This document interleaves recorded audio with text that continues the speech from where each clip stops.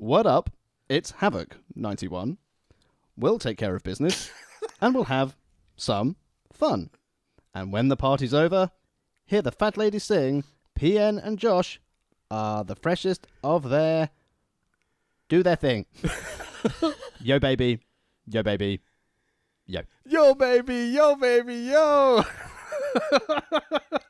My absolutely favourite moment of the show, maybe, apart from like killing Abdullah the Butcher in the middle of the ring, the rap is just, absolutely amazing. Hello, everybody. Welcome to the World of Wrestling podcast. My name is Rich, and as always, I'm joined by my good buddy, Tax Williams. They call me Mr. Boombastic. What the fuck was that? I heard it at the weekend. I was like, oh, that's a banging tune. I have been pitching for you to come up with new intros and outros and stuff, so I'll go with it for now. And today we are joined by my good buddy, Nick. How you doing, man? Yo, yo, yo. I don't know the rest of the Crime Time intro. That'll do. Nice. Do you want to just call you Nick? Or Yeah. you got like some gimmick name you want to run? No, just Okay. a minute. Please don't hiss in the mic again. Sorry. That was horrible. All right. Today we are doing WCW's Halloween Havoc 1991. But first, hello, video. We have a cool little segment to do. So I think you should go first. I think you should go first. Okay. No, Yeah. but yours is No. good and mine is Yeah. not so good. So it's That's the other way why. around. Okay, all right. We'll do it this way. Yeah. So it was your birthday. It was. And you've been through some shit times recently. So I got you things. Oh, wow. Oh, wow. Happy birthday to you, sir. This is unnerving. Do I have, like, tools to... Oh, thank No, God it's I've already I've pre-opened. already opened it for you. Thank goodness. I would lay it flat if I were you. Oh. See all the fragile stickers on it. Oh, my God. This sound bodes well. Internet. Oh, Jesus Christ. Fucking hell. It's your favourite wrestler in the whole wide world. It's actually devalued it by him signing it. I don't want to sound ungrateful, so thank you very much for my gift, but fuck me, I hate Chavo Guerrero. Is it not the best thing ever, though? It's signed by Chavo Guerrero. When did he even wear... Doesn't look like him in any way, shape, or Why form. have they given me a figure of Jinder Mahal? Signed by Chavo Guerrero. Had tough times for the Mexican warrior. I know, yeah, it's an absolute disgrace, isn't it? Well, happy birthday. We'd appreciate that. I mean, if things are going to get worse. But Yeah, it can only go up from here. Oh. Because I actually did find your favourite wrestler. Oh, my God.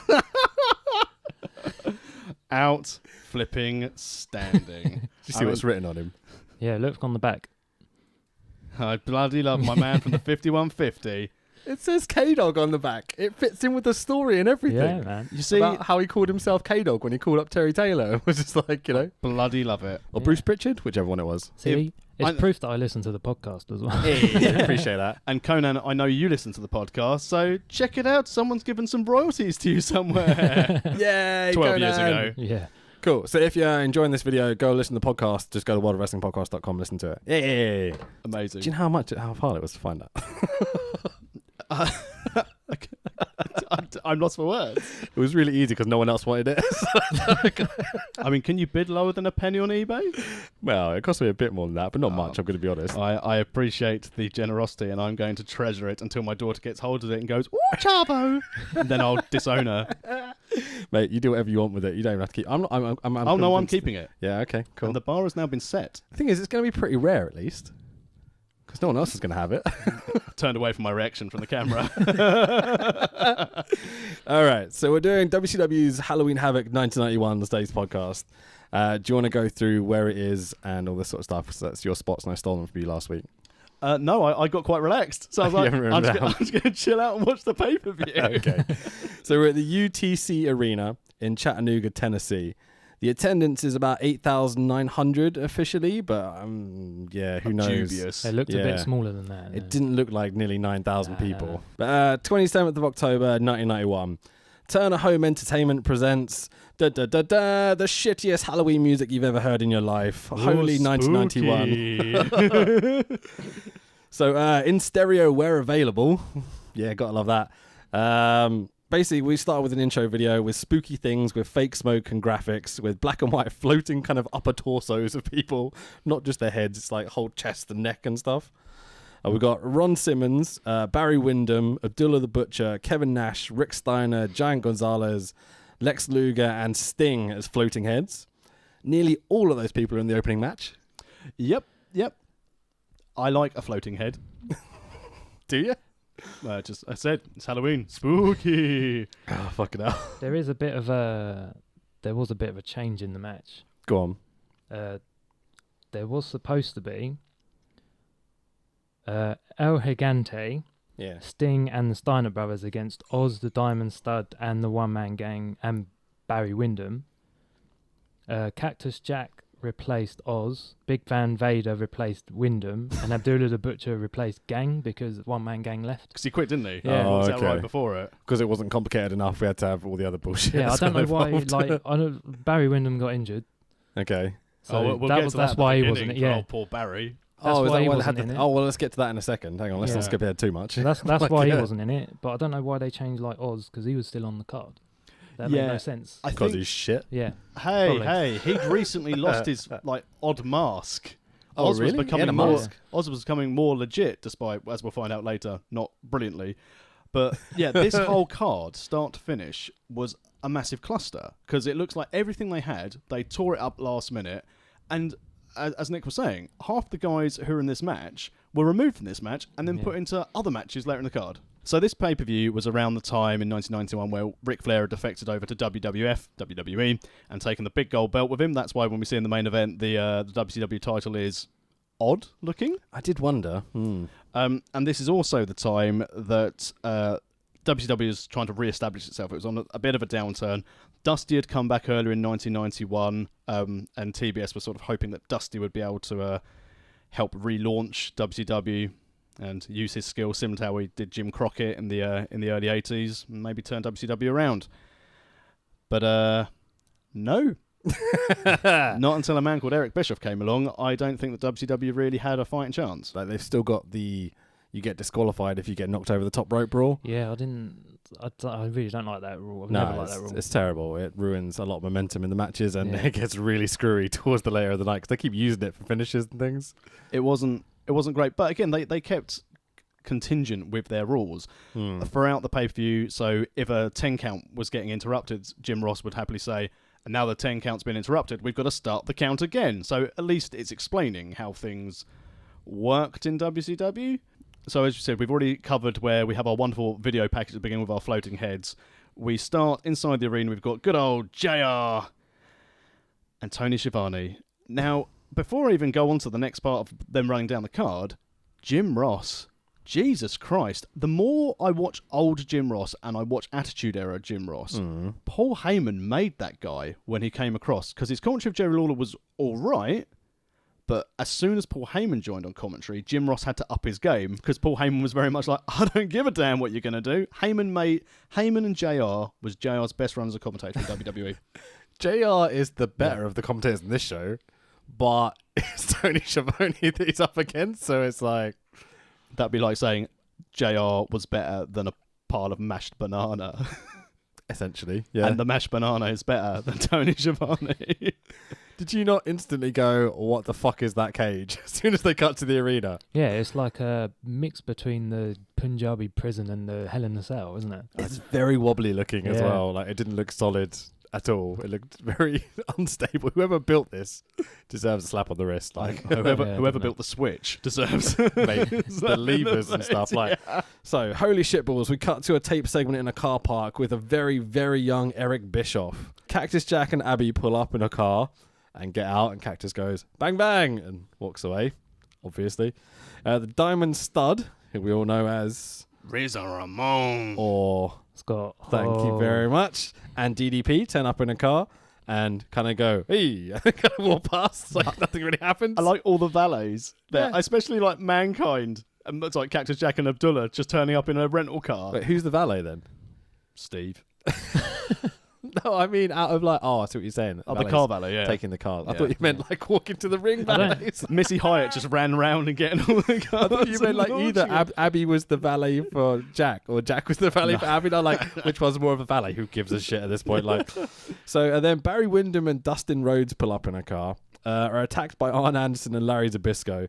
They slam a car door on Wyndham's arm, and this is why he isn't in the main event or whatever, the opening match. Yeah, I think he was injured already, but that was just to get him out of the match. All right, okay, so it's kayfabe But getting him out, yeah. I've put on here my what would you call it? The autocorrect. Yeah. I put poor Barry Window. I love an autocorrect. I was like, that's not right. I'll leave it in. It's Good fine. old Barry Window, as he'll be known as now for the rest of the pod. Fucking A, yeah. Got anything you want to say about this opening segments? I like the fact how Rhodes jumped into the other side of the car and Yeah. they just sped off straight. He's had his arm slammed in a door. Quick, drive him to the hospital. Yeah, because someone's about to get electrocuted and it's going to be all right and no one's going to really care. But I'm going to drive him to the hospital just in case. But I'm going to return later for my match and Barry's going to stay in the hospital. So, speaking of which, we're straight into the Chambers of Horror match. Which, by the way, Go on. if you notice, it's all main event Absolutely, yeah. wrestlers Yeah, that are yeah. in it, which I found really weird. Well, the because main event is in nowadays- our generation, at least. I'm not sure they were at this point, all of them. Most of them were. Sting was, There's a whole bunch that are, yeah, definitely. but it's just, it kind of annoyed me because like nowadays, if that happened, it'd be like, why are they in the pre-show or whatever, or, like in the opening match? Why are Yeah. they doing that? They should be. I mean, that towards is the end. definitely a question I have about this match. Yeah. Well, in modern sort of WWE, they sometimes, if they've got like a televised show or they want if their pay-per-views up against something like an NBA playoff, like they put Cena versus AJ as the start of a card for a world title match, so to try and get people to watch it on the network. Yeah, Yeah. true. But as you said, seeing obviously what is a marquee match for this, but It sounds so positive. It was fucking terrible. I wonder if the reason this went on first is because they didn't have like a suitable pulley system at the top of the arena, no, as in to lift the cage up. So they had to break it down completely and take it out. So it was above Oh, the okay. ring. Oh, was it? Yeah. If you Well, look, the if whole you go, yeah, cage was. If you go back and look later on in the night and look up, it's above the ring the whole night. There I'm you not go. going to go back and rewatch to check. I might. I might. I'm going to be honest. This is one of my favourite shows ever. I loved every moment of this. I thought it was fucking brilliant. It's god awful. It's I'd great. say I It appreciate was- your suggestion. It was my introduction to WCW back in Absolutely. the day. My cousin used to lend me VHS tapes Yeah. because I didn't know, and back then I didn't know anything other than WWF. didn't WCW know- tapes would be rare back then. Like, I Yeah. used to see one or two in WH Smith's maybe, but that's about it. Yeah, I Like, never knew any other wrestling company existed other than WWF back then because I was like 5 or 6. Yeah. So I was Yeah. like, I didn't know. So he just used to lend me like 5 or 6 tapes a month. And Nice. that was the one of the first ones I put on, and it's always stuck in my mind. That Chamber of Horrors match, it's always been there. My introduction to WCW in a similar way, I didn't know there was anything outside of WWF at the time until I was one Christmas. My father, who was quite shambolic with money, had decided he was going to take me and my brother to Toys R Us on Boxing Day to buy us our Christmas gifts. Cool. Now, my brother, quite a keen fan of Sylvanian families as a young man, Yeah. and me, quite keen on wrestling. So I'm standing looking at these wrestling figures, and then I see these just plastic, no movement WCW figures. And I was like, oh my God, there's Ric Flair, who was in WWE at the time, didn't have like a Hasbro figure. And I was like, I'm going to ask for Ric Flair. My brother decided what Sylvanian's going to have. My dad decided we're going to have a Scalextrics that he played all afternoon. That's awesome. So, the Chamber of Horrors match. You've got Abdullah the Butcher, Big Van Vader, Cactus Jack, and the Diamond Stud, a.k.a. Scotty Hall. Razor and Moore. You swapped over that time. That's pretty funny. Against El Gigante, Sting, the Steiner brothers of Rick Steiner and Scott Steiner. Correction, it's El Gigante. Is it El Gigante? Yeah, Do we that's have how to he gets pronounced. domesticate it? Yeah. Okay, fair enough. As what was he billed as? The tallest athlete in the world. When Yeah. I've never seen Tallest jobber in the world. I've never seen a tall athlete have to jump over the rope. They always they step over the top rope and they're like, oh yeah, this is really easy. He had to jump. Yeah. He had to hop a little bit. I also can't take El Gigante seriously when he's not covered in a fur bodysuit. I did miss it. Yeah, like the fur Yeah. cod piece and stuff. Like, Yeah. yeah, I need that back, but that's a shame. So let's talk about this staging to start with. So we've got haunted house, we've got tombstones, and occasional spooky kind of pyro as well. What do we think about it? For the time, probably like, oh, they put a lot of money into this. This is quite creative. It hasn't aged well, has it? No. It's a it's bit not- troublesome at times. It's not the big pumpkin that they used to have back in like the Attitude Era. Yeah, It's not that, but I thought it was alright yeah. for the time. I thought it was pretty impressive for the time. Like they put again with WCW, they put a lot of work in the staging. Less so with the wrestling, Yeah. but you know. I do miss that walkway though, that ramp as JR kept calling it. It's not a ramp, it's a walkway. Because ramps It go up really or down. annoyed me when he kept doing that. I was like, no, it's a walkway. Okay. I've never been a fan of those. I like them to go down and then step up onto the ring rather than walk straight into the ring. And I know that this is a big thing. Hogan loved that type of ramp as well. Yeah, that's It's because he didn't have to walk Yeah. upstairs. probably, yeah. It's pretty good for camera work in that one of the camera guys can stand on that ramp, which is level Yeah. with the ring. Mm. We'll get onto cameras and stuff in a second. It was good. It was good in ECW when was it Taz and Bam Bam Bigelow got on his back and just went straight Chucked him through through the ring. It was Yeah, amazing. that was a good laugh. Yeah, definitely. So let's talk about the rules of this match.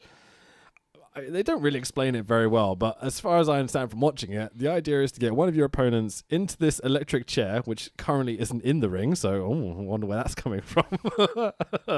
And then pull a lever, which electrocutes the person in the ring, right? Yep, that's basically it. Yeah. So this is a match where we're going to murder a human being. Yeah, pretty much. And as I said earlier, Barry Windham taken to hospital because he got his hand shut in a His car name's door. Barry Window. Sorry, Barry Windham. I've gone back on my own bloody rule. It's all right. We get this amazing from what's the commentator, the announcer's name? Michael Capetta. Yeah, Michael Capetta. Gary Michael Capetta, is that his name? Yeah, from the I didn't AWA I didn't days. get what his name was. The announcer says we're going to have an electrifying first contest. Hey. Brilliant pun. A person with very sparkly trousers helps Vader through the spooky house door because Vader's wearing his giant like bull helmet thing with the spooky kind of like. How do you describe It's this? a curious headpiece. I fucking love it. I remember him It was watching like using it in Japan. It was amazing. Elephant type. Yeah, it's an elephant, isn't like it? with the the old Ice Age. Mastodon. That's the one. Mastodons, nice. Yeah, I think like it's one it. of them. I'm not. I could be wrong. Whatever. But I've it's- always thought of it as that. It's fucking amazing. Yeah. What the cannon things that are like? How do you describe them? Like air cannons, I guess. Like, I love that idea, but he takes it off almost immediately. That's because Yeah. you can't see where he's going. Yeah. I think that's why you've got someone guiding him out the door of this spooky house. You know. Vader's probably be like, I am a kind of a big deal, and I'm a main event wrestler. But what I'm doing is I'm going to be rolling around Abdullah the Butcher and hope that I don't get electrocuted. And that's why I took it off, because it might have metal on it. So can you imagine the conductivity of his head? I think we're going a bit far, maybe, justifying this, but I understand what you're saying. So Cactus Jack, as he comes out, has a fucking chainsaw. Standard. So Sting beats his chest so hard that his US belt falls off of his waist. That I thought was an Yeah. awesome moment. And then basically, I'm not going through all the introductions, fuck that shit, but Sting gets rushed on the rampway and we'll kick off straight away. I have a quick just for the Go for it. introduction. Did Scott Hall ever actually have a gimmick, or was he just himself? Because every gimmick What, he's the had, Diamond Stud? Or? he's had that toothpick, Oh, okay. and he's always walked the same. He's always had the same kind of I mean, Razor Ramon, mang, was a gimmick. Mang. yeah. 'Cause His he said voice was a Mang gimmick, at the end of everything. but he was still himself. You watch the All Diamond his Stud and go and watch. mannerisms. Yeah, it's exactly the same. Yeah, he I guess had so. a different voice or a different accent Hmm? as Razor Ramon, but other than that, everything else is exactly the same. So there you go, internet. Why has he never been a world champion? Didn't evolve his character. Maybe, yeah. I think he should have been. Especially have in been, the NWO Wolfpack days. He was way better than Kevin Nash. Quadzilla. Fucking hell. So immediately I question who's on which team because I have no idea. I'm just watching dudes wrestling badly. Yeah, they didn't come out together either, did they? No. And they didn't have their own music, Yeah, and they still s- Sting came I out. swear they didn't even come out in order of which teams they No, were it was in. like one at a time, wasn't it? It was Yeah. like, oh, this team, then that team, then this team, then that team. Again. Yeah, I it only was, started it to was work like this war out. games. Yeah, really It strange. was really weird. So then we have the reefer eye cam, as I refer to it as. Let's burn some reefer with that ref. To be fair, it was like I was smoking reefer while it was. Mate. Every time it went, it was like, It's a great concept, putting a camera on the referee. Yeah. Referee cam, yeah. I'm not sure you need to give him like a special needs helmet to do it. Oh, no, the helmet was important. It's for added protection. I called it like Blair Witch before Blair Witch. Seeing Nick Patrick with like a bike helmet on with a little camera attached. It covered his mullet. This is great. Straight away, Yeah. I'm like, I'm He totally still in on looked this bored card. though. Yeah. He always Always looks has. bored every single match. He always does. So Scott Steiner opens a casket, or coffin as we call them, and wallops a masked man in there with a kendo stick. What was this about? Who's the dude in the coffin? Conquistador one. I tried to find that out. I could not find anything. I searched no idea high who and it low is. to try and work out what the Yeah. fuck this was. Oh, it was so strange. Vader has this like cool like strappy mask thing that he takes off almost immediately. So Vader's just not doing headgear tonight apparently. Like, he's just taking those off. That's that done. Everyone stands still as the chair of torture is lowered from the ceiling. But I like the fact they've Cactus wrestled. Jack nearly gets squashed as well. Yeah, because they Yeah. beckon him out, don't they? Yeah. And there's no right or reason. Oh, Jay on like Tony Schiavone commentary, like, oh, it's coming down.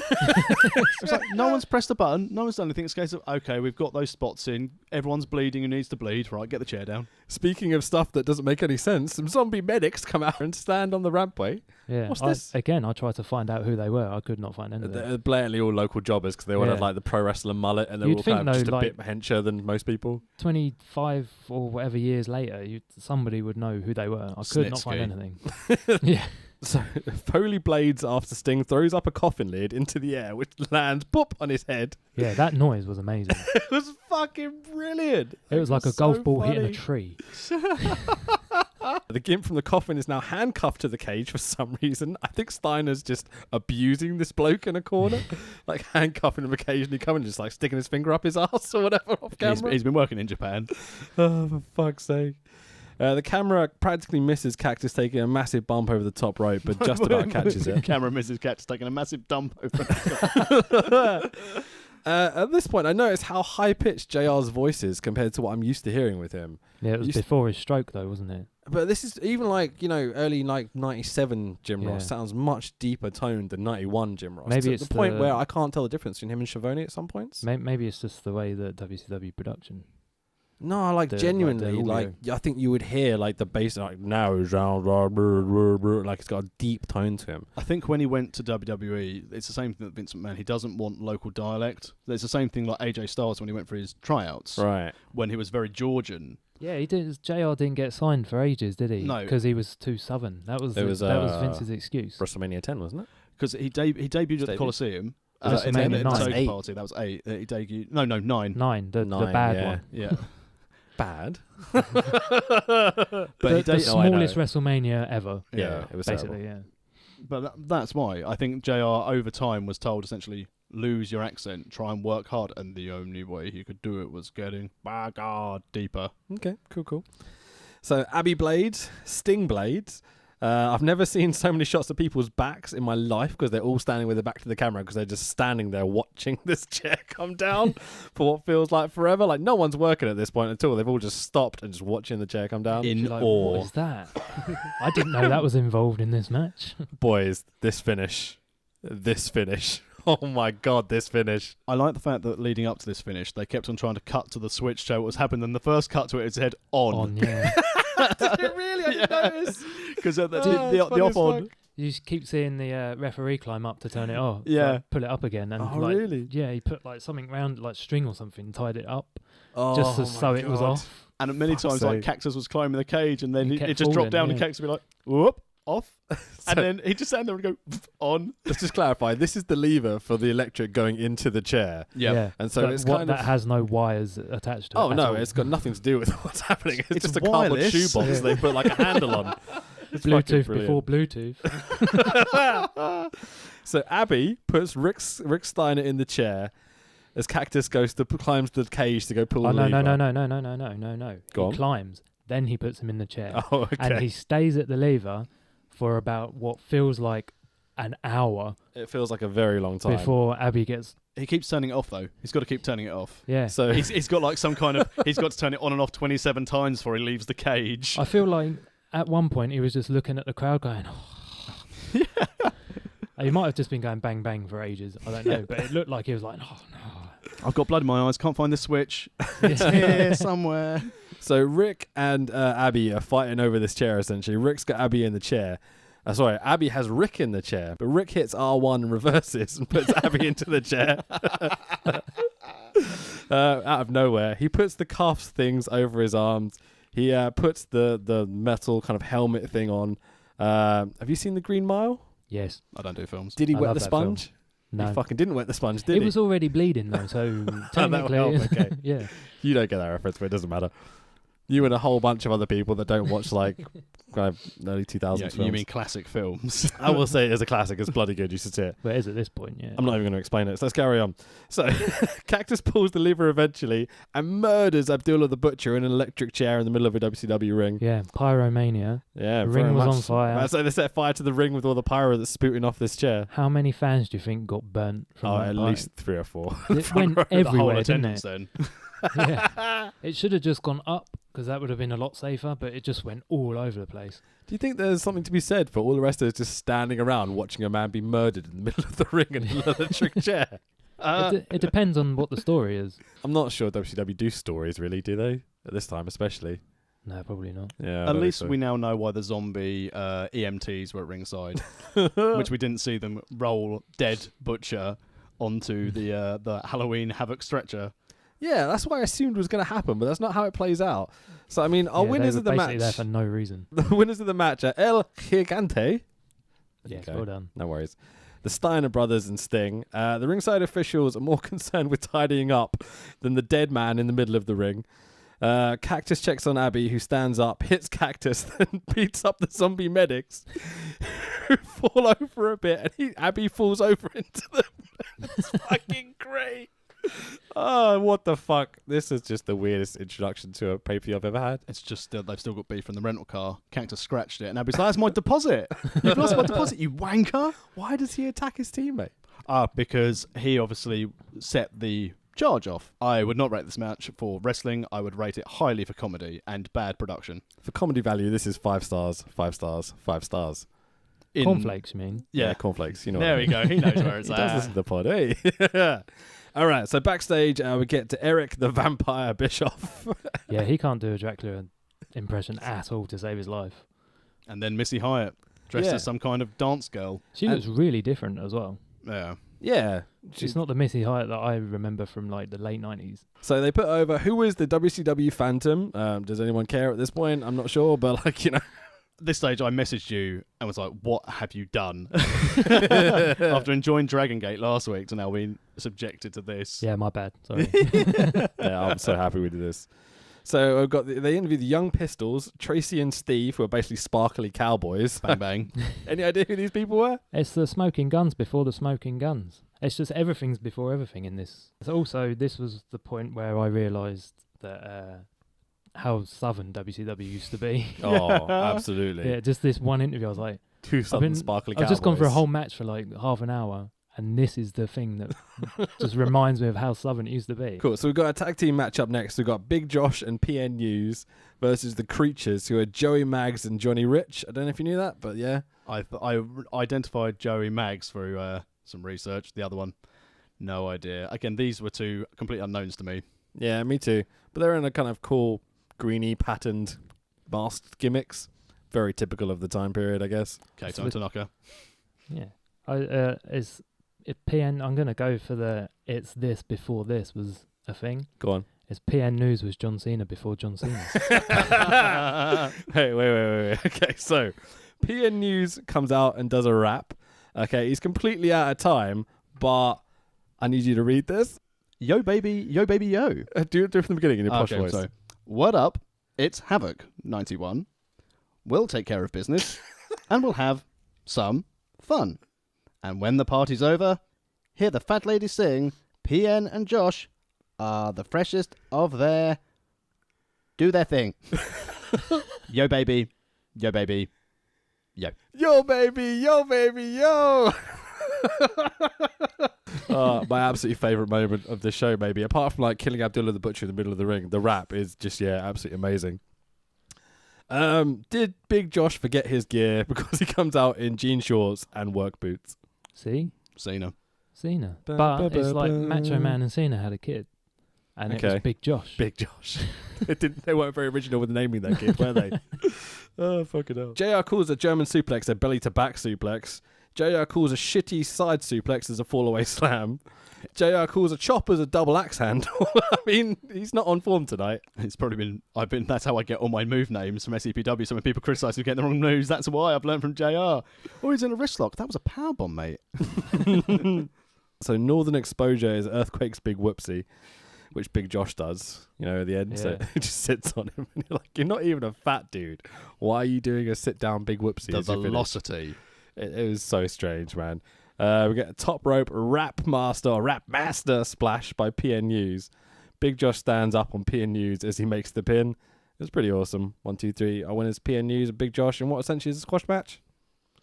And PNUs dances sexually afterwards. I did enjoy the sexual dancing. Bit of grinding. That's the best part of the card at this stage.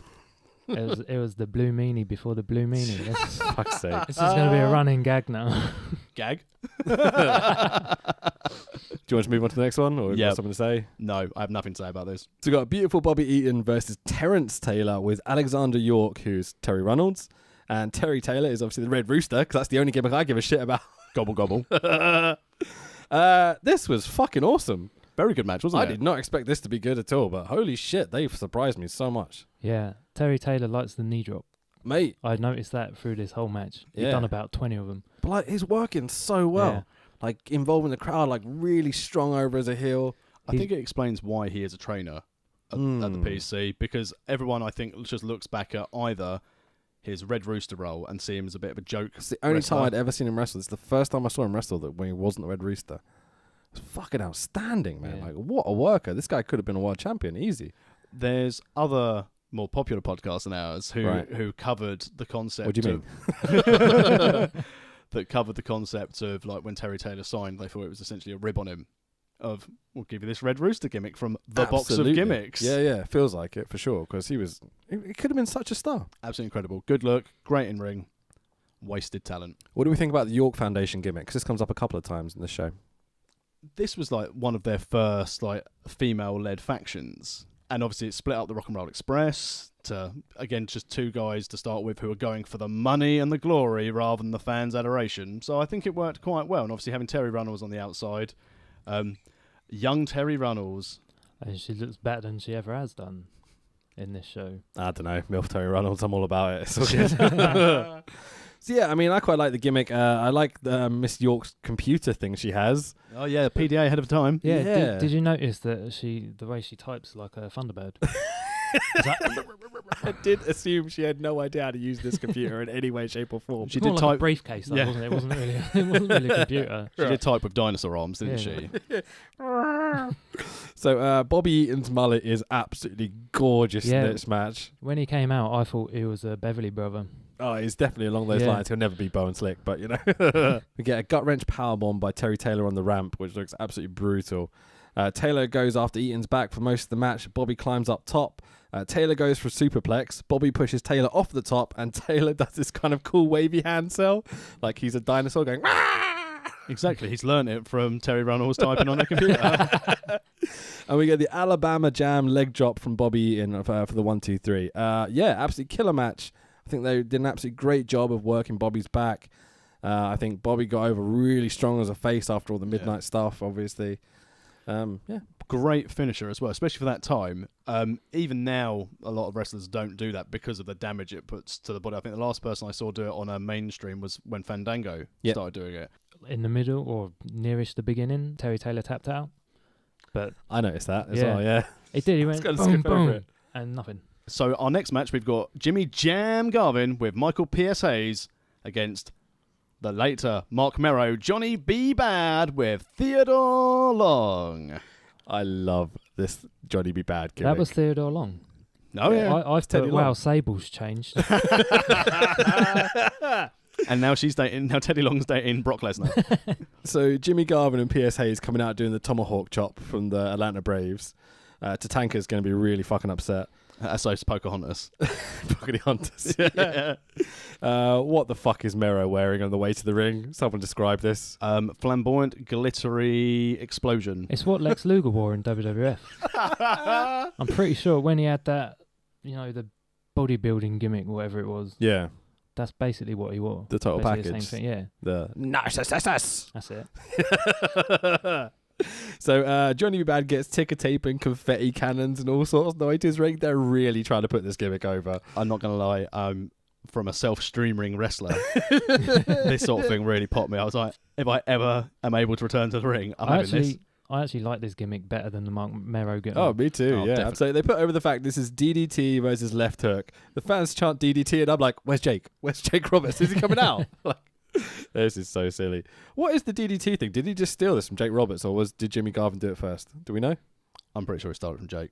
I'm pretty sure it was Jake's because it's Damien's devastation something or whatever, isn't it meant to be? Yeah, I'm pretty sure, but obviously this is the time where now things are becoming to be a bit more innovative and people are taking things. There's a bit more exposure with video sharing and stuff like that. But in fairness, the DDT that does get landed later in this match, very well executed. I don't know. It's a bit brutal. But P.S. Hayes' arm is obviously not injured because he punches pretty bad and then winks in the camera. Bloody love a bit of kayfabe, me.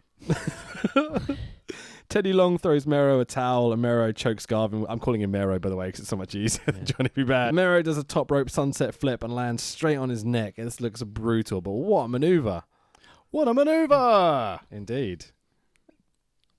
It was scary looking, because again, didn't look like he got all of it. Didn't look good. Who's meant to be the heel in this match?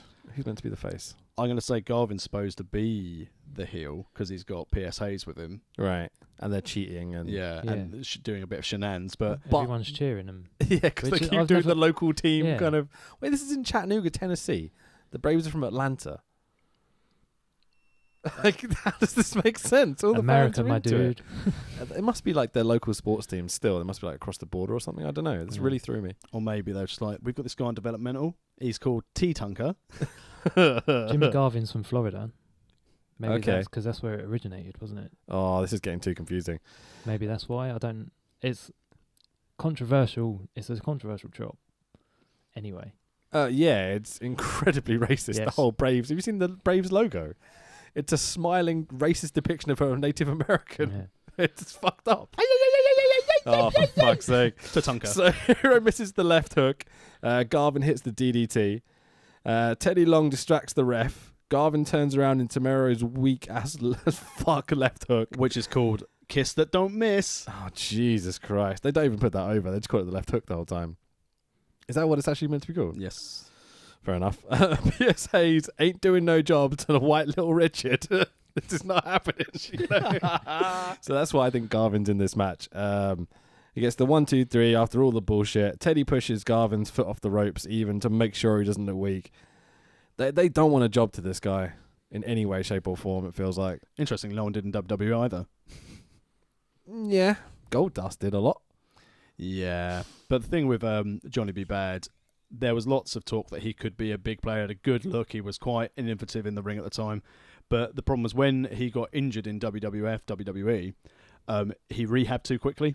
Right. So because he was so concerned of losing his spot, and I think that's the same thing as his He reaction. broke his neck, didn't he? Yeah, and because he rehabbed far too quickly, he came back and did more damage, and then got injured straight away afterwards, and then got the classic reputation of he's a hurty McHurty, so won't Also a use it. druggy McDruggy as well. What are you trying to say? Those are natural abs, just like mine. He does what do they call it, like power talking or whatever, you know, where you go around touring to universities, like giving lectures about how you should be a good person, and how Ultimate Warrior did it once and said the classic quote of "queering doesn't make the world go round." Jesus Christ! I mean, if there you not was seen that? No, because Holy to shit. be fair, Warrior is a horrible human being. Yeah, but Mark Mero goes around doing nice talking and talks about how you shouldn't do drugs and how you should get healthy and stuff. And yeah, he's a good boy. Missy Hyatt is still backstage looking for the WCW Phantom. Bobby Eaton walks in and gets accosted by Missy, who starts asking him about the Phantom and stuff. I thought at first Bobby went, "Hey bitch, I just won a match," but he didn't. I rewound it and he said, "Hey Missy, I just won a match." Then she goes, "Don't disappoint me," and he goes, "Women," and then walks off. And you're like, that's fucking great. Lad. What was this segment? Like, had no purpose apart from like, oh, we just got to get the Phantom off, and Bobby's walking past her. So, I think I missed this segment because I was writing notes. don't worry about it. Nothing. You really didn't miss much at all. Next up, we've got the WCW World TV Championship match. We've got Stunning Steve Austin, who's our current champion, with Lady Blossom, versus the natural Dustin Rhodes. Oh, real wrestling. Oh, so good. Okay. My favourite part of all the entrances, and we've had some crackers, is Stunning Steve is walking down with Lady Blossom, And he goes to step in the ring. He turns around like finger wags at her to come in, and she just ignores him. So he does it twice, and then just gives up. I missed that completely. Oh, absolutely amazing. Who is Lady Blossom? I have no idea. Any idea? The cameraman really likes her chest, though. Oh, I absolutely. I noticed that. So- I was like, is he just short, or is he just like that camera angle? It's a good Yeah. angle. He's definitely likes that camera angle. He's very taller. At least He's very much taller than her. Nick Patrick wasn't allowed in this match with referee cam. The reefer I can. Reefer. So, have you noticed that Austin is billed as from Hollywood, California in this match, and Dustin is billed from Texas in this match? But fast forward a few years, and we've got Stone Cold Steve Austin, who's from Texas, and Goldust, who's billed from Hollywood. They've literally swapped gimmicks over the Pretty time. much. I'm so glad they did. I mean, don't get me wrong, I like Dustin Rhodes. I think he's a really, really good worker, and he made such a dodgy character such as Goldust work. But I can't imagine, okay, Steve Williams, we want you to dress up in this gold body paint and this wig. Mate, that would have been amazing. Oh, yeah, I'm going to go. Look at that accent and that voice. My goddamn! Anyway, that's me doing my Goldust impression. That doesn't make sense if you don't see me rubbing my hands up my body. I'm very aroused. Oh, awesome. So we've got no-nonsense Texan in Dustin Rhodes, obviously the son of Dusty Rhodes. And this flamboyant Hollywood blonde Stone Cold Steve Austin. It's really weird. It totally threw me. He has a six-pack, but not the same one as the late 90s. So at this point, did you notice that the entranceway disappeared? No. You know the haunted house thing Yeah. that was at the ramps? It's not there anymore. Fucking thieves. The tombstones are there, but the haunted house is replaced with a big WCW sign and sparkly curtains. I know, I didn't see that. Did you not notice this No. either? I just like was halfway through this match, and they panned across like to the show, and I was like, "Hang on, the fucking stage has disappeared." They rent it by the hour. Maybe, man. Like I don't know what happened. Like I think the idea was that they were going to save it because it does come back again and then disappears again. Like we'll get to it, but it's cool. All right, so the spooky staging has disappeared. We've just got the tombstones and a big shiny curtain with WCW banner on it now. The commentators question when both guys go over the top rope and no DQ is called. And this is the first inkling I get of like, oh, Setting it up, aren't they? Something's up here with Because this they top rope both bullshit. went over at the same time. Yeah. Yeah. Ah, It no, just if they looks- both go over, it's not a disqualification. Apparently so, yeah. That's made very clear in this match for convenient circumstances Yeah. later on. Someone should have told that to Vince when Brett and Lex both went over. Yeah, it's not a case of, okay, I'm going to let the fans pick who's going to be my next top guy. Oh, sorry, Lex. So JR at this point gives a whole speech about how he doesn't think managers should be at ringside, and all I can think is you're going to be pissed off about this. He's got a point. And then he got in Vince's ear, and that's killed managers in wrestling. Oh, Cheers, dude. JR. Oh, it's brutal, man. So Dustin plays from punches from Stone Cold Steve Austin, and we get our first announcement of 10 minutes remaining.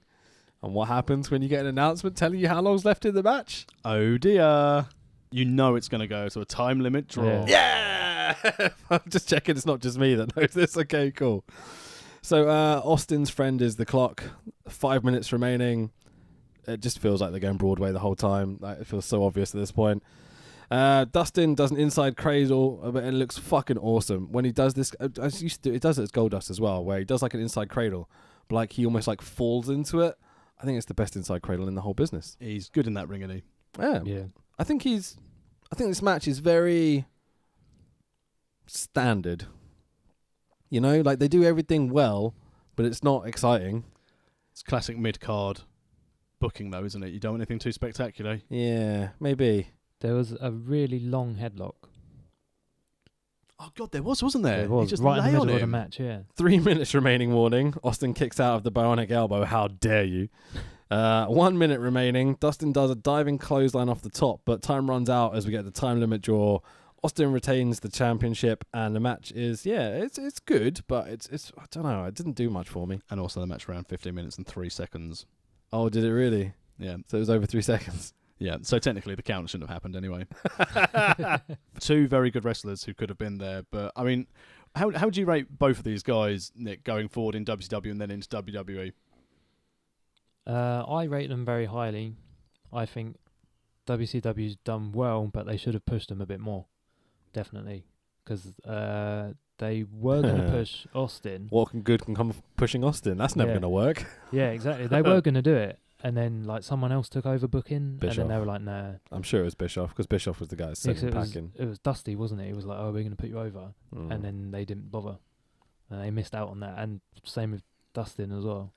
You Do you- should have totally done something with them higher up the card. He's very definitely. much mini Dusty at this point as well. Yeah. Like he's doing all the same moves. He's kind of like sells the same, tries to get the crowd going the same. You know. Do you think, though, had they pushed Austin, the whole Attitude Era may not have happened? Because if they pushed him, he would have been WCW still as a Hollywood blonde. Nah, I think it still would have happened. I think you would have had Shawn Michaels at the top for longer and stinking up the card a little bit with the neck injury. But that eventually would have gone to Triple H. The Rock is a superstar. I think he was always going to be a superstar. You know, so I think they would have done it without Austin quite easily. Still, Yeah. Yeah, they had the talent to do it. I think it was the WCW just had dinosaurs. yeah. I think it was just the attitude of people at the time as well. I think that's where the product had to Yeah. go. You know, it would have died if it hadn't. I think. Well, that's what I'm saying. I think had Austin not been fired, had Bischoff not taken over, done the NWA angle, there would have no need for the Attitude Era because they wouldn't have been as top draws they would have been. So the Attitude Era may not have happened. Obviously, we will never know. I think Austin, Okay, let's play this game. Who do you put in Austin's spot that isn't Austin? no one, because it wouldn't have gone that direction. You would have still. But if you had to, we're playing a game. Oh, Play along, apologies. dickhead. Are we assuming that people haven't jumped to WCW? Yeah, WWF roster 1997. Who do you pick to replace Austin versus Bret Hart at WrestleMania 13? Scott Hall. That's a nice pick. Yeah. Bull Buchanan or like Bull Buchanan wasn't even there. Steve then. Blackman or something like that. No, I know. I'm just taking a piss. Owen Hart, if he was still alive back then. Yeah, think it it would was, make wasn't sense it, because they probably 97? hang on to Bret as well at that point. Yeah. That could be good. I'm going to be honest. I think Scott Hall is the one for me. Like, I think he's. Well, what about like a Mr. Perfect or someone? Yeah, they always had good matches. Yeah, could have been quite That would've special. been good. But if you're looking to have that face of the company, like taking it to Vince McMahon, Kurt Hennig, the perfect man, going against the boss, maybe not Scott Hall, being a bit of a streetwise kind of a guy. Had he dumbed down and Hey, man, what do you mean, man? had he diversed his character a bit? Yeah, absolutely. I think Triple H as well, maybe. He was kind He's of already coming out there in of the DX. He was doing the posh Hunter Hearst gimmick though, wasn't he? No, came with the DX robe DX and was did the just bow about and- to start though, wasn't it? I guess you could have, yeah. What about X-Pac? Billy Gunn. The one. Next up, we've got the Incredible Oz, who's Kevin Nash, or Diesel, you might know him as, versus Bill Kazmaier. I think that's how you pronounce his name. Yeah. And Cool. this I is think so, what yeah. you alluded to at the start of the pod. This was originally going to be Cactus Jack versus Kazmaier. Yeah. Which made no sense changing it. It's just I don't know, this match was outstanding. This is I've just put glad that's over. it was terrible. So, I mean, Kazmaier comes out with this giant blow-up globe thing over his shoulder. Like, yep, great. Didn't He's understand the that at all. strongest man under the world. He's like Mark Henry before Mark Henry. Like old white Mark Henry as well. Like Yeah. Kazmaier looks like he's a rookie in the ring, Yeah. but looks like he's about 50. So it's just, they Blair just got him because he's a hench fucking dude. Like he's obviously done bodybuilding or whatever, you know. My one note to start this off was just this is going to be fucking shit, and it was. It wasn't great. Kaz does a scoop slam. I'm calling him Kaz now because you know that's funny, and goes. Yeah. Puts his hand in the air. I just thought it was fucking brilliant. Test of strength lasts a lifetime. End this. Please end this. The random sound of drilling in the background. They're probably yeah, trying. on his entrance. Yeah, I this didn't is not understand that either. his entrance. It's the next entrance coming Oh, along in the next yeah. match. But they're already doing already the doing drilling, and the whole crowd just goes, "What?" And just looks across to the side, ignoring what's I happening. didn't in the realise ring. it started in this match. It was halfway through this match. Was it? Literally, everyone opposite the camera is looking to their right at the entrance, going, "What's going on over there?" They're probably wondering where that haunted house has gone. Yeah. That might be why it moved. Yeah. So we get a really, really dangerous looking backdrop by Nash that looks terrifying. Kaz then skins the cat, which I'm like, this massive dude skinning the cat's well impressive. And it looks like, and then he does Luger's torture rack as the finish. Yeah. I mean, it's Dude. impressive sight on a big man. Doesn't work though, does it? Dude, Luger is in the main event. But he uses the attitude adjustment.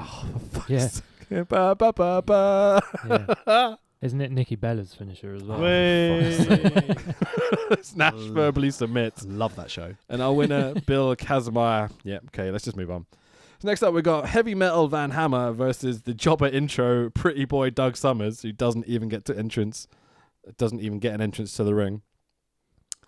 Van Hammer's got a banging flying V, hasn't he? Yeah, it's a nice little guitar. He's got a nice little cricket bat, you know. So the jackhammer things. What do we call them in this country? I don't know. Jackhammer. Are they called jackhammers? Pneumatic drill. Pneumatic drill. There you go. That's a big Road thing. drills. Yeah. So for some reason, there's a guy using one of them. He's Van Hammer. Two the guys. other guy's Jackhammer. Two guys, one either two side, guys. wasn't there? Yeah, one either side of the... Are these like the rest of his stable, like Jack and Dave Hammer or whatever? Like, you know? Bloody Dave Hammer. I thought you He were going to could've say done Jack and Jill. Oh, that'd be good. That'd be work. So, the botches to start this match. Fucking hell. They're literally just falling into each other and kind of that missed leapfrog. It's just nearly bad. headbutted him in the nuts. It was great. Very, very bad. Van attempts a slingshot suplex and almost kills Doug Summers because he barely misses the ropes and almost drops him on his head for the 1, 2, 3. And you'll win a Heavy Metal Van Hammer in pretty much a 2-minute squash. Van Hammer got a good look. He just was dog dirt in the ring. I don't know how Yeah, I far agree. into his career Van Hammer was at this stage, and to be fair, it didn't get any better when he was in the flock, because it just looked like Raven was told when he built the flock, who do you want? I'll have Kidman. All right, I'll have Saturn. Who else do you want? Oh, shit. All the other good wrestlers have been picked for the NWO. We need a big guy. So next up we get, what's he called? Not Pillman. Flying Brian. Blind Brian Pillman. Next up we get Flying Brian promo and a Richard Morton promo. I'm trying to call Is him that the by other the Beverly comments. brother I've put there?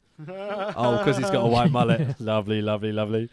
The first ever WCW light heavyweight champion will be crowned. Yeah, end of the tournament. I was going to say, was this a tournament? It 'Cause was, they yeah. say it's a final, but they never actually mentioned the tournament at any point, I don't think. Everyone got released.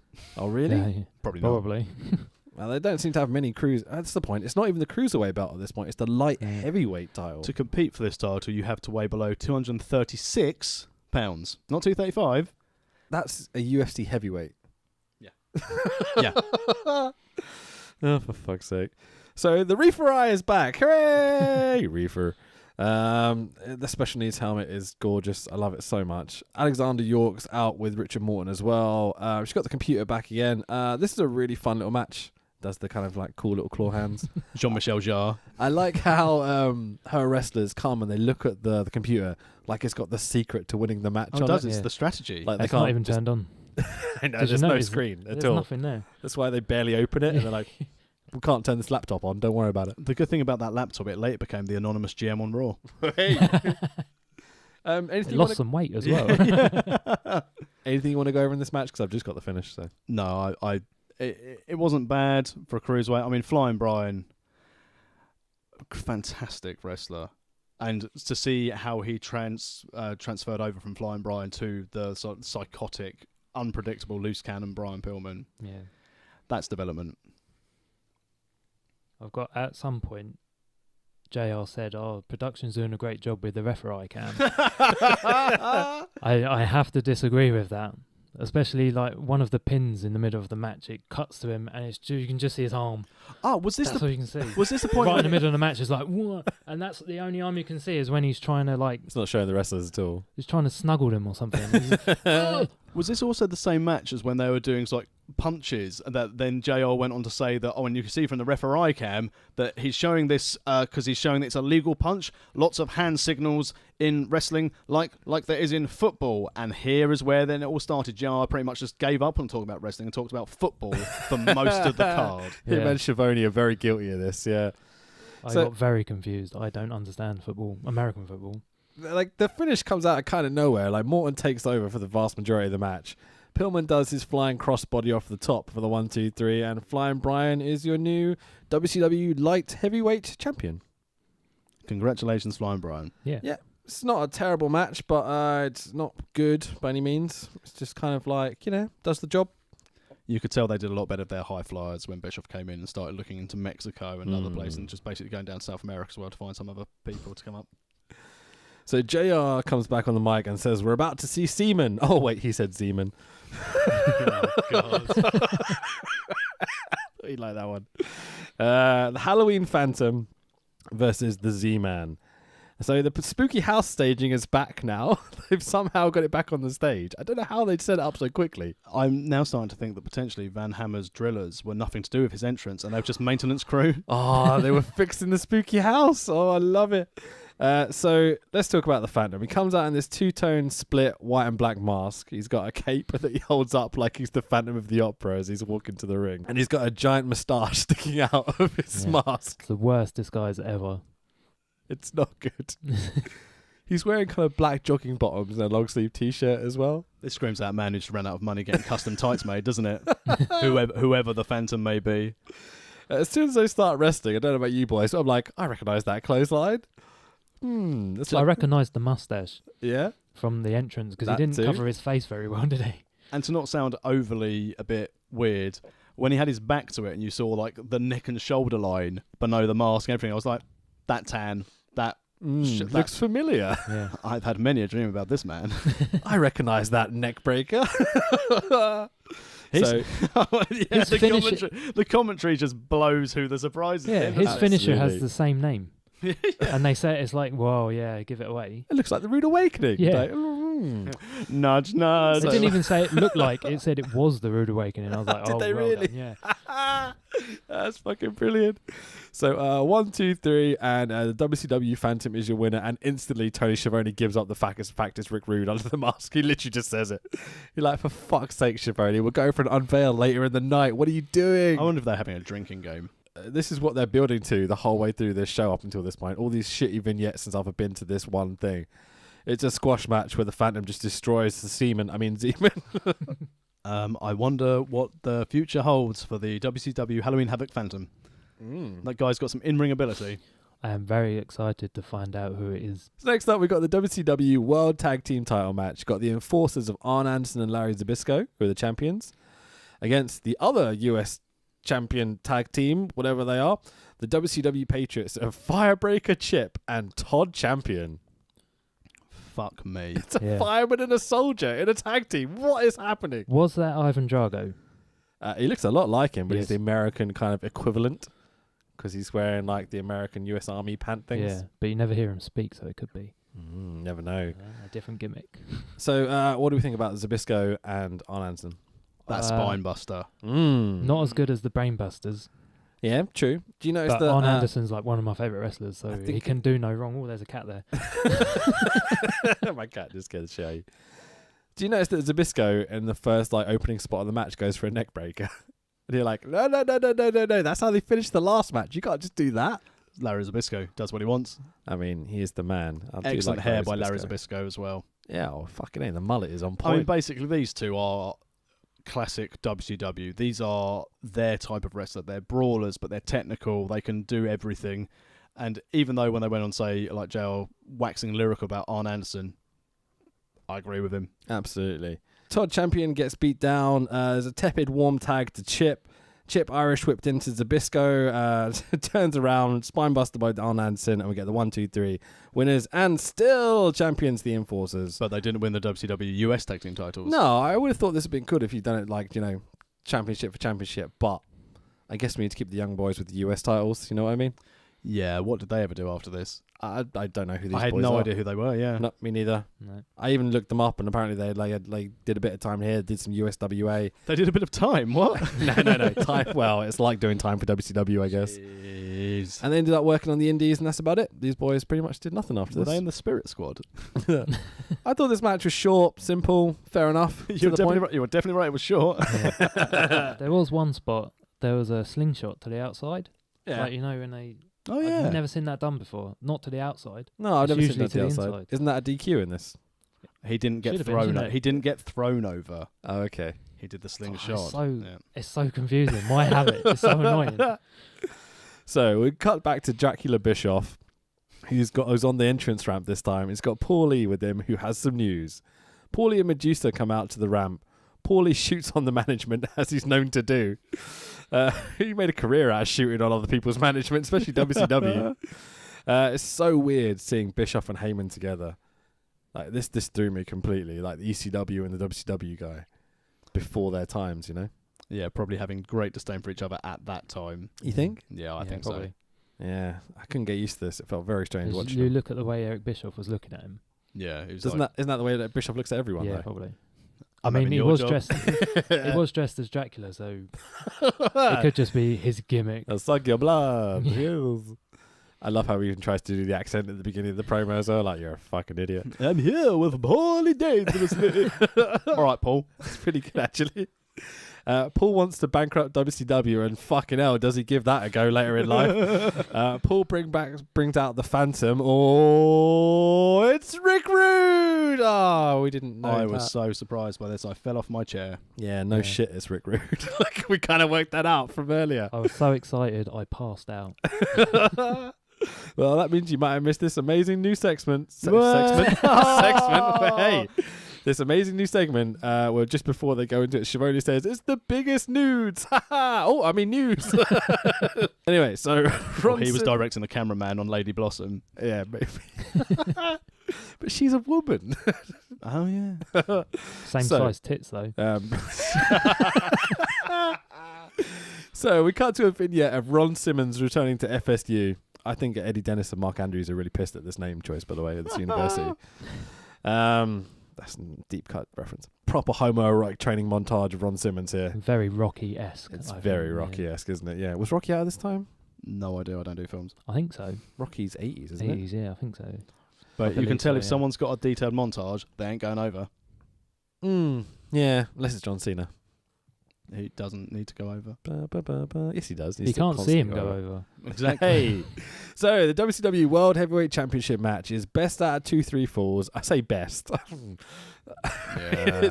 There are 3 falls. So where you go to say this match is best 2 out of 3 falls, and the time limit is time remaining on the pay-per-view is what they called it. Is that what they say? Yeah. Pay-per-view time remaining, I think. Fucking Yeah. hell. So we've got Lex Luger with Harley Race and Mr. Hughes.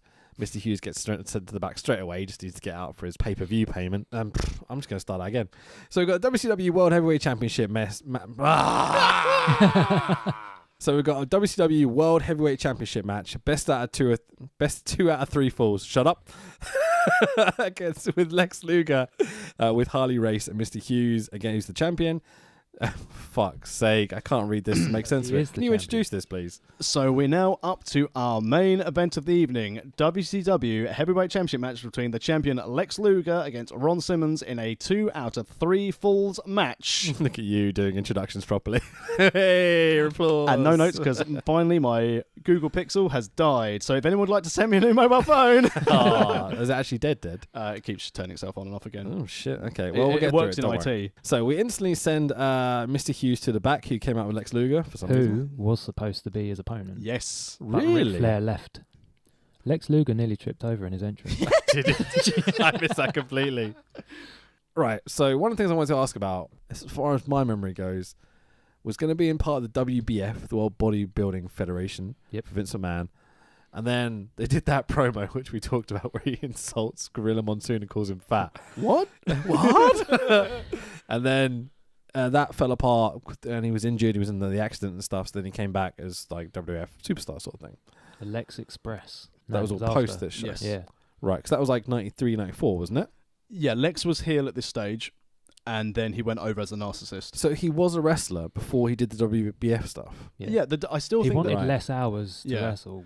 I still think the Ah, okay. WBF thing was, whilst Vince was going to try and do like multi-sport athletes, like we've spoken about, that Bob Holly was also going to do the NASCAR thing and they were going to buy his car. I think the WBF is more gimmicked. I think Vince had an idea of it. Well, it's got WBF, but I doubt very much it ever got off the ground when the other weightlifters were like, "No, you're right, mate. I'm Okay. just going to." It was built around Lex Luger coming Yeah. over, wasn't it? Yeah, and Gary Stryden. He Wow. Vince Shout out promised. to the OSW. Vince promised Lex less hours if he done this Oh, WBF, okay. Right. and that's why he went to WWF. So this whole thing about like, you know, Lex and a few other people on the show, like Kevin Nash, for example, leaving WWF, like abandoning ship to go to WCW for the money. They're almost going back to where they started, no?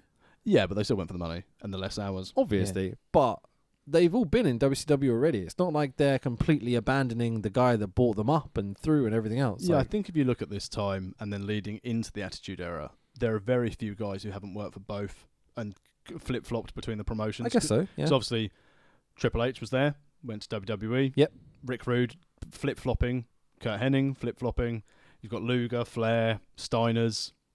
Everyone's going left and right. Absolutely. Yeah.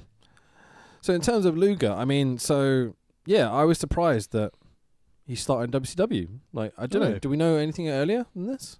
I think it was like AWA or so. It might have been WCCW maybe when he was against Bruiser Brody in that cage match. Cage match where Bruiser's like, nope. I'm not sure what.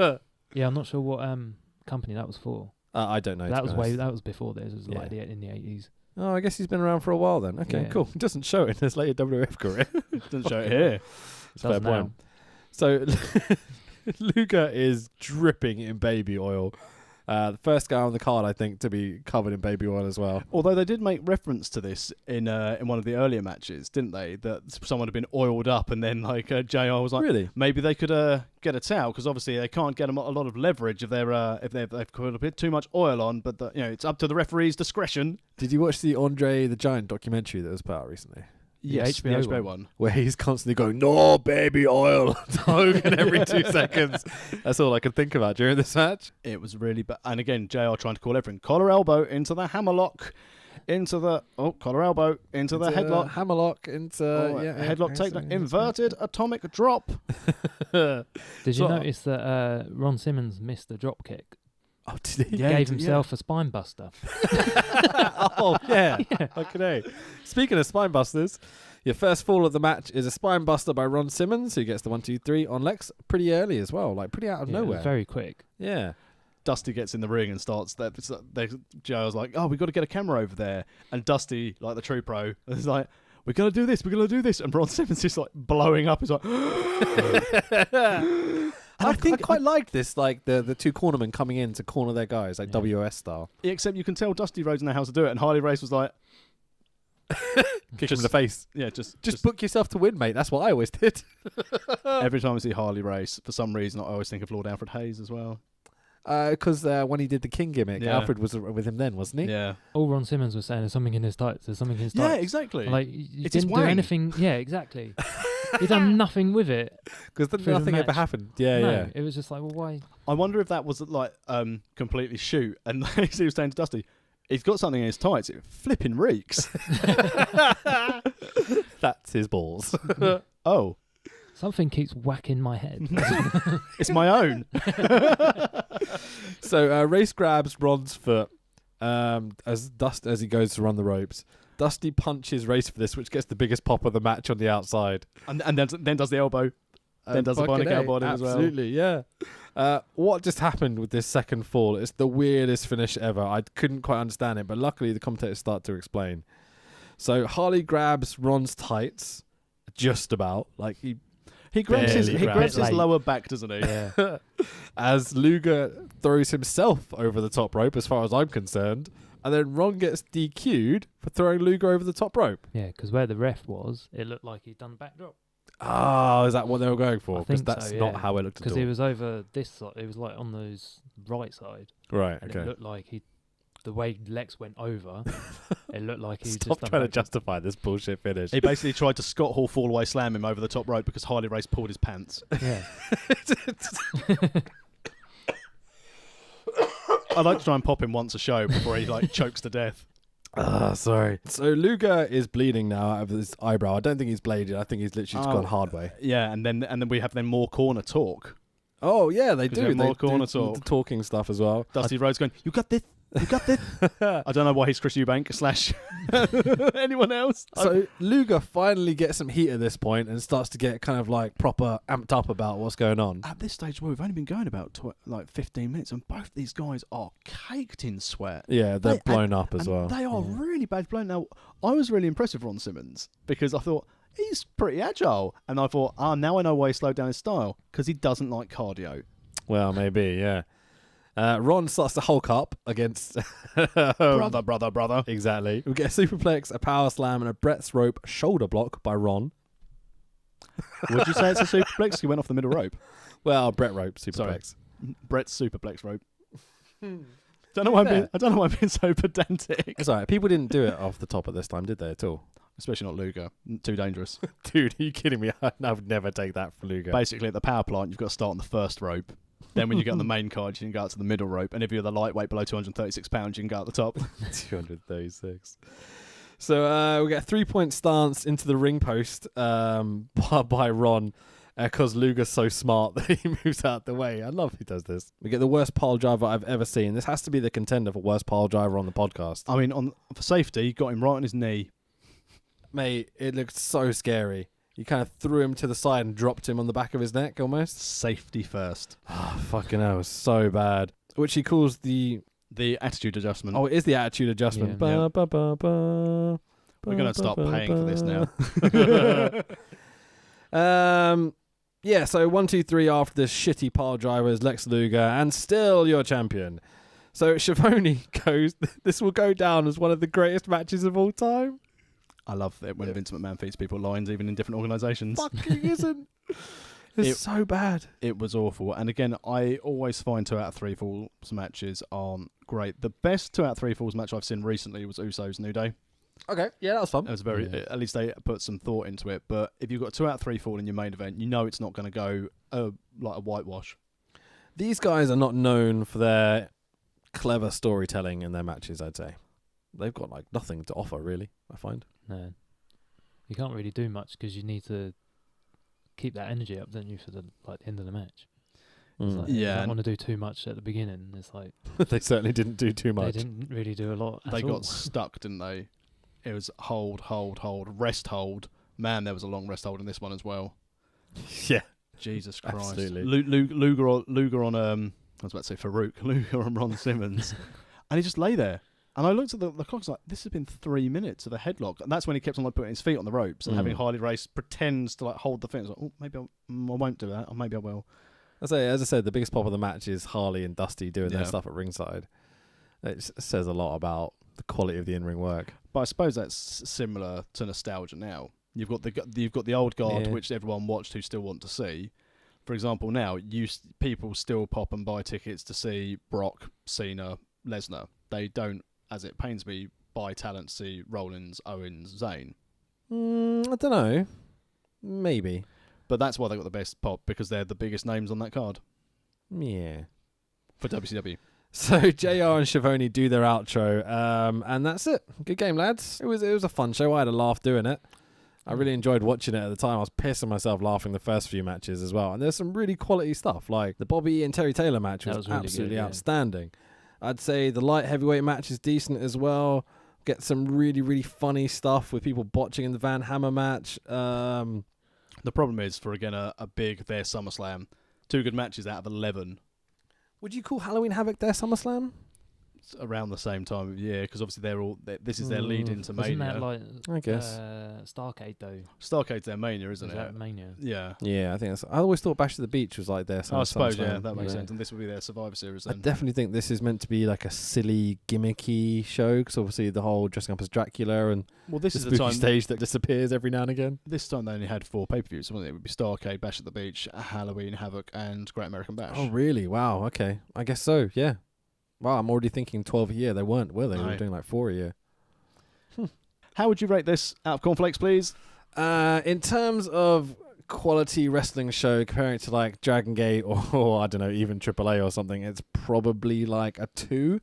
Because there are some good matches and some good wrestlers on it, but the vast majority of it is dog shit.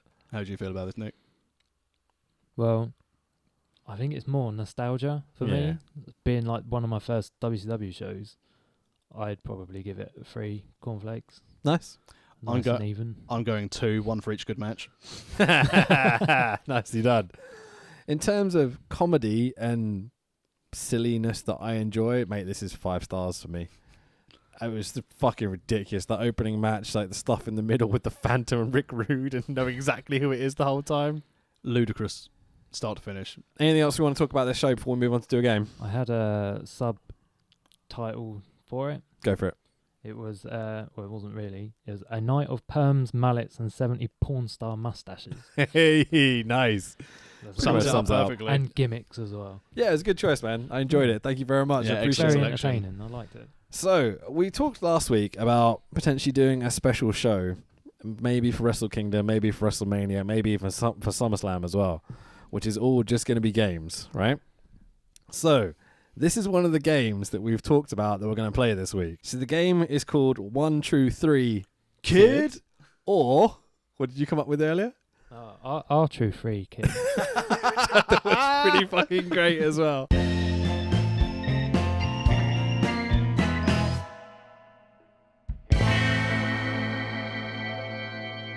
So the idea behind this game, right, is that I'm going to read you 3 stories, okay? One of them is a real story that actually happened to me. 1 story is real, 2 stories are not real. I will read you all 3 stories. We'll then go through one at a time, and you'll ask me 3 questions about each story, and you have to work out which one's real. Okay? Are you ready for this? Yes, I'm all in. Yeah? Cool. Good? Bring it on. Okay, let's do it. So, the first story... I'm going to try and get through these without laughing or fucking up because it will help with the comedy value of it all. I will look away from you. I once almost kissed Doug Williams thinking he was my missus. Okay. Number 2 is, as a cub or Boy Scout, if you're an American, I performed a backdrop on a kid and broke his ribs in front of the whole camp. Or the third one is, at a wrestling show, a zebra kid threw Austin Aries at me. I moved a small child in front of me to protect myself. I really hope that one's true. Oh, yeah. So, who wants to go first, asking questions? You're the guest. I'll let you go first, Nick. Okay, you've got 3 questions on each story. So, the first story is, I once almost kissed Doug Williams thinking he was my missus. Very quickly, are we working as a team or are we working... No, you were working against each other. How drunk were you? Not at all. That's 1 question Okay. down. Are we taking it in shotgun? No. Oh, Nick does his 3 first, then you can do your 3 about this question. So you can both hear each other's answers and stuff, you know, but you at the end of the game, you tell me which one it is. Was your missus standing next to you? You turned away, and then all of a sudden you turned back, and Doug Williams was there. Essentially, yes.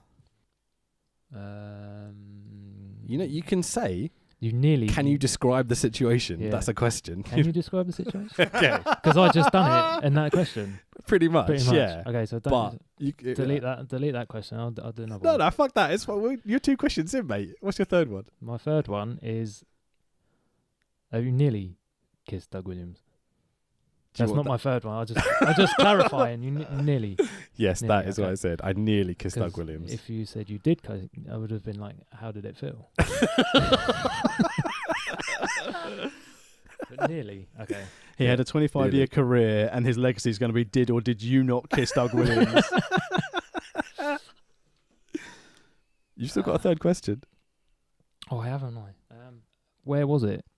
It was for IPW, who then became Rev Pro in Sittingbourne at the Wyvern Hall. Okay.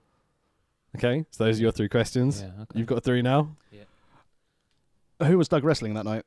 I don't remember, I'm going to be honest.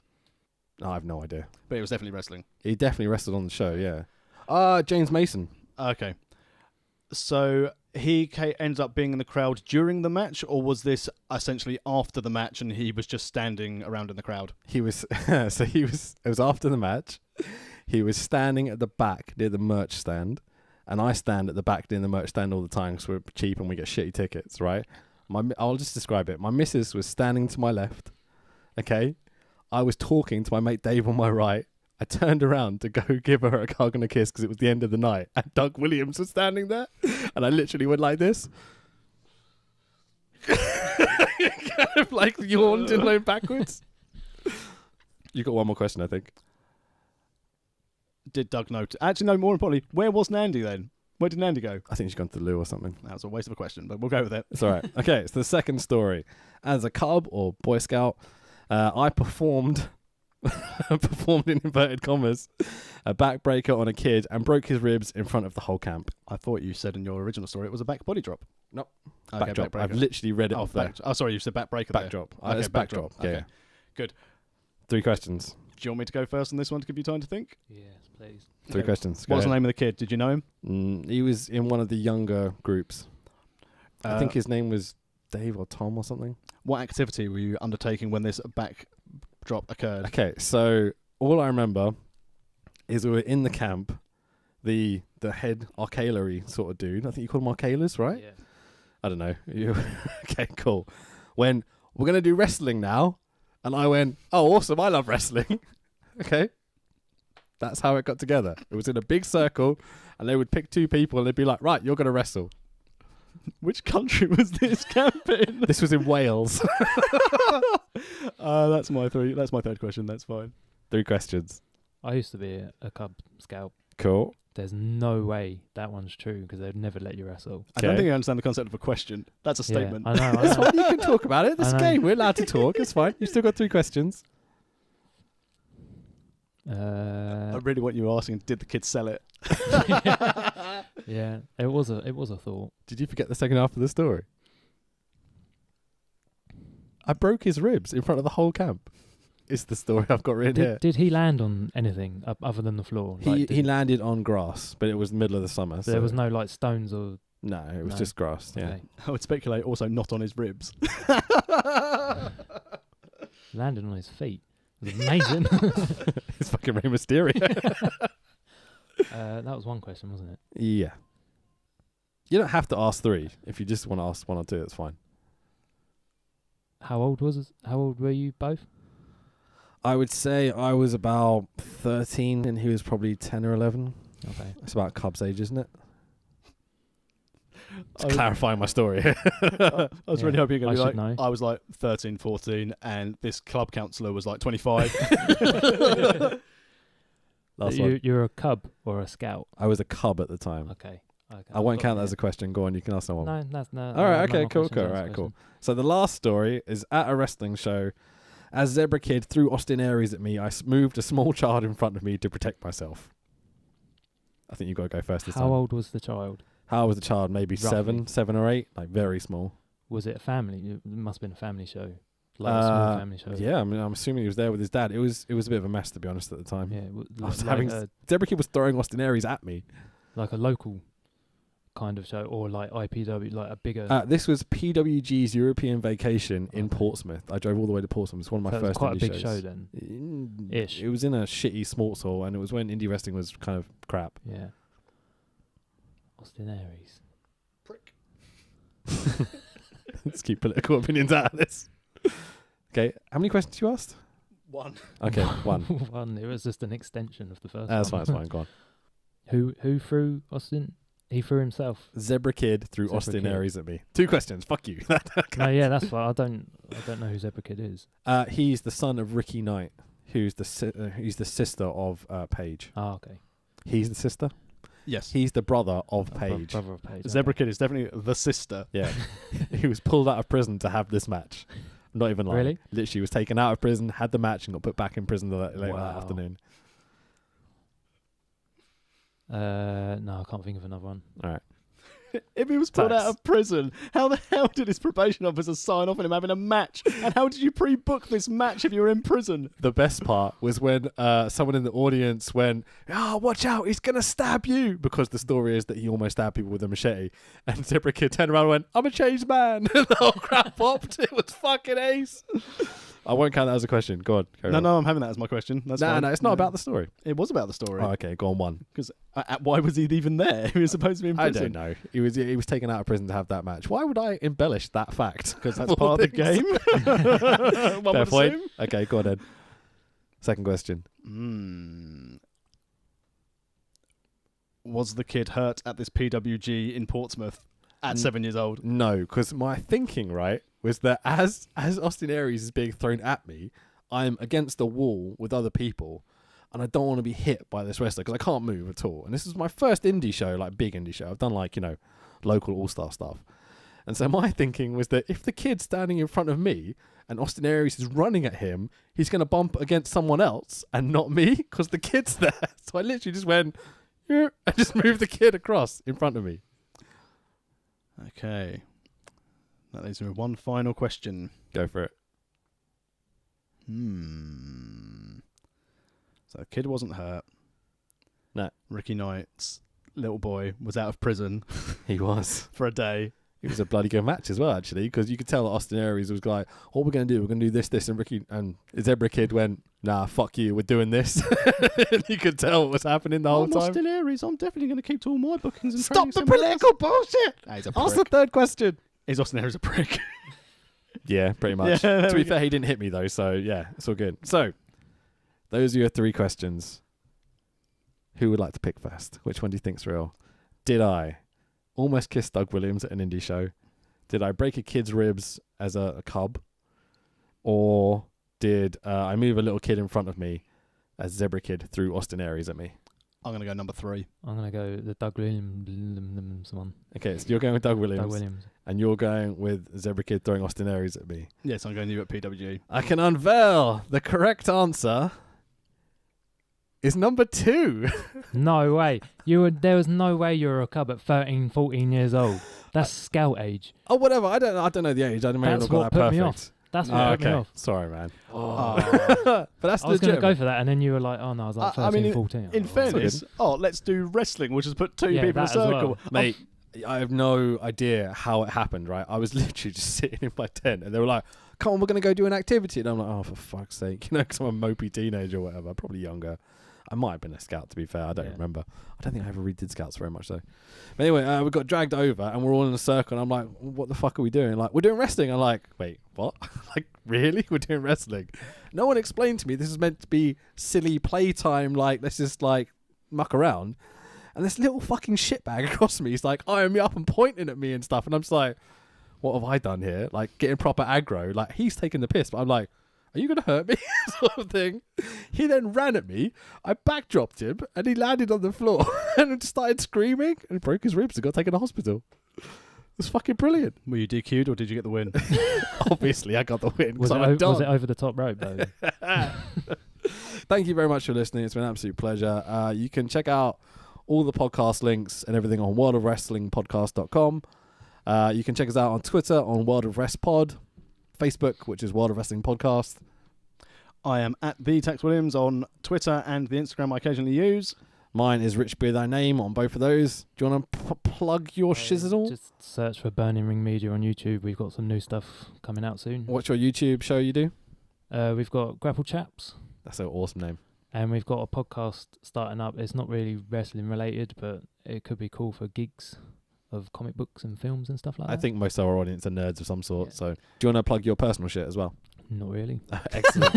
Cool. Right. So we'll leave it there for tonight. Thank you very much. Here's some terrible WCW music that I'm going to blatantly splice at the end of the podcast. Way.